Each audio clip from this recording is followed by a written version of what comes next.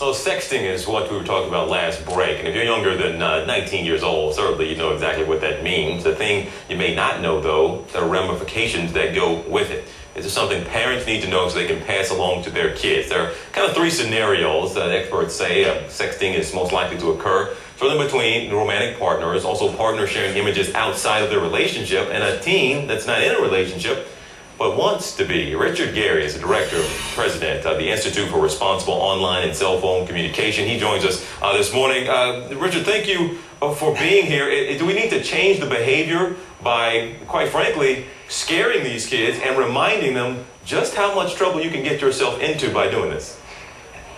You know, it's a very difficult subject for a lot of parents today. But believe it or not, actually, 65% of the people that we deal with who find themselves at the epicenter of a serious situation are parents who themselves lack what we call a digital consciousness. Here's the point, and here's what our institute tries to make very clear to our audiences across the nation.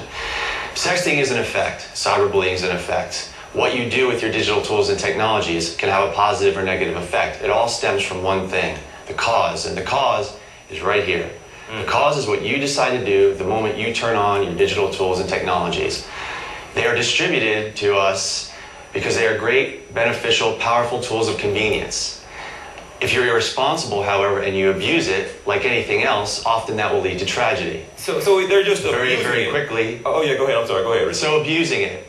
I mean, essentially, you have in your hand a weapon of self-destruction if you do not know how to use this responsibly.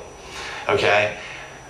There's only one thing you need to know, and it's extremely simple to stay out of trouble proactively stay out of trouble with any digital tool or technology. And that is simply this. Believe it or not, our institute will prove it to you.